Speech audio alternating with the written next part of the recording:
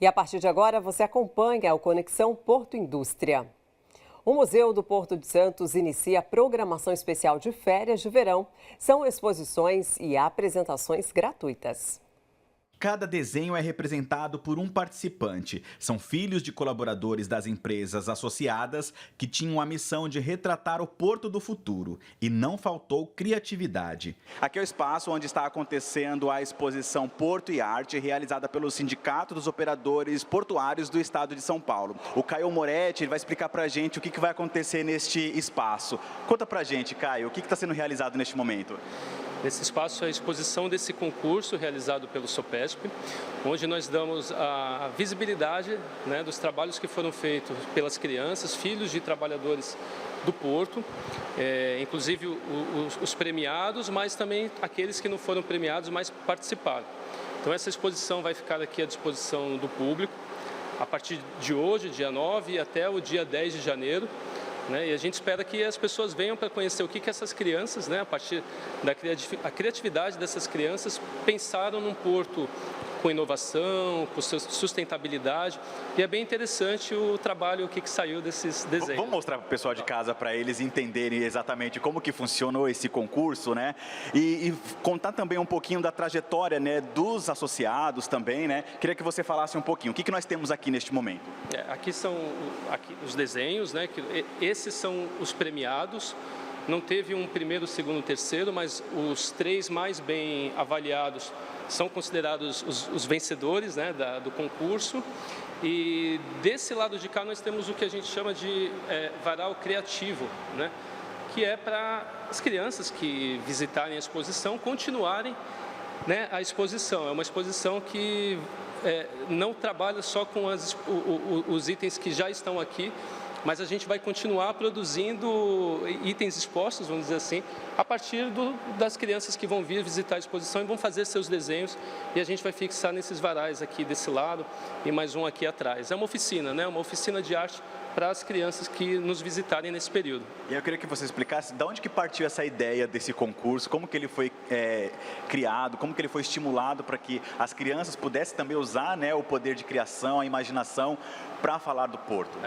O SOPESP já fez outras edições, A Autoridade Portuária de Santos entendeu que seria muito interessante a gente dar visibilidade. Foi um concurso realizado este ano, e a partir do momento que nós tivemos o retorno desse espaço, que é a Pinacoteca, que fica anexa aqui ao Museu do Porto, nós prontamente, em acordo com o SOPESP, definimos por fazer essa exposição, agora ainda mais considerando que é um período de férias, Então as crianças saem do período escolar, entram no período de férias. É muito importante continuarem as atividades educacionais e culturais. E na nossa cidade, na nossa região, acho que nada como falar de Porto, que está no nosso cotidiano, está em nossas vidas, e a gente precisa ampliar esses espaços, abrir esses espaços para poder mostrar o Porto de uma forma mais lúdica, envolvendo as crianças, Esse foi o nosso objetivo. O Heitor foi um dos 3 ganhadores do concurso. Ele retratou em sua obra o túnel Santos Guarujá, que será construído na cidade.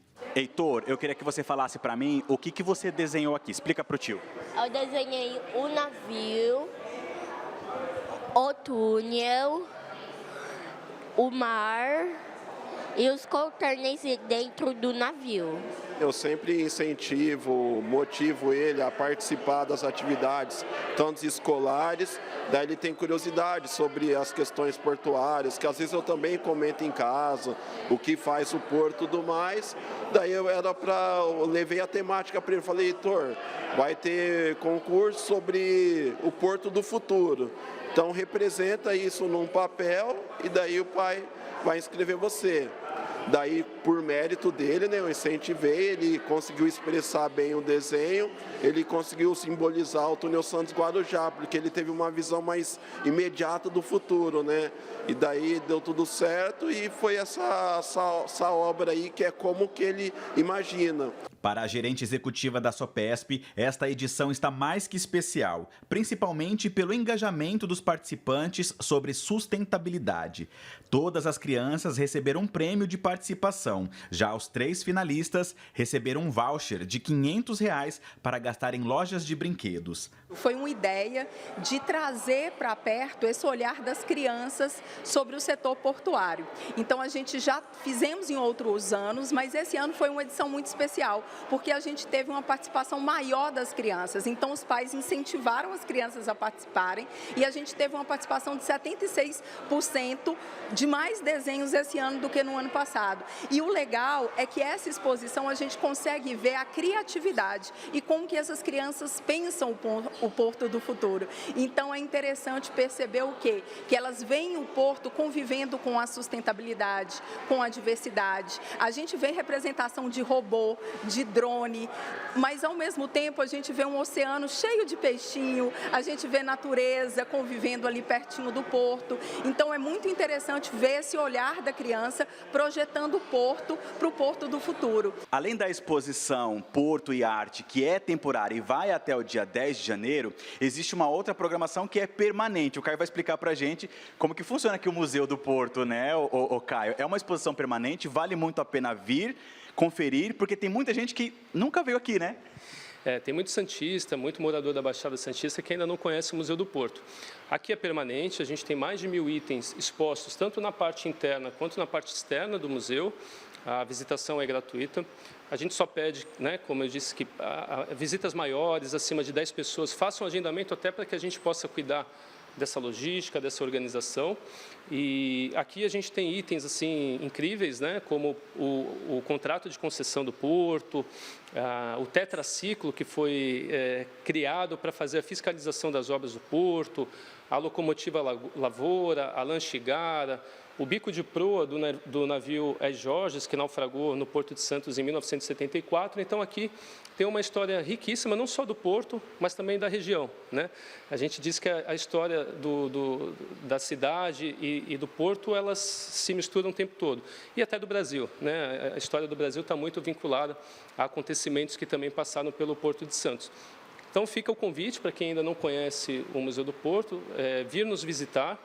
Em especial, no dia 17, que nós vamos ter um coral de Natal, onde nós vamos receber as crianças do Projeto Guri, do Polo Regional de Santos, às 17h30, também gratuitamente, um evento aberto para a comunidade, para a população que queira conhecer o Museu do Porto. Ou seja, uma programação especial, né? Para quem estiver em casa, com a família, até mesmo para quem estiver conhecendo a cidade, um evento totalmente gratuito, especial de Natal.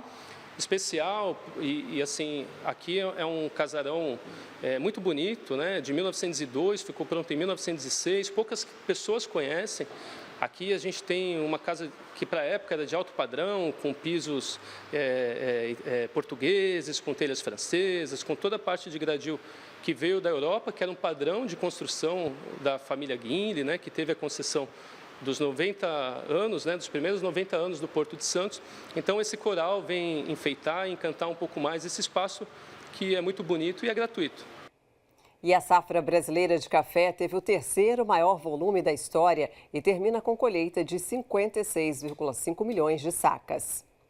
A safra brasileira de café terminou com uma produção estimada em 56 milhões e 500 mil sacas. O volume é 4,3% maior que o do ciclo passado e representa o 3º maior resultado da série histórica da Conab. Segundo a companhia, a leve redução na área plantada foi compensada por uma melhor produtividade média, impulsionada principalmente pelas lavouras de café Conilon.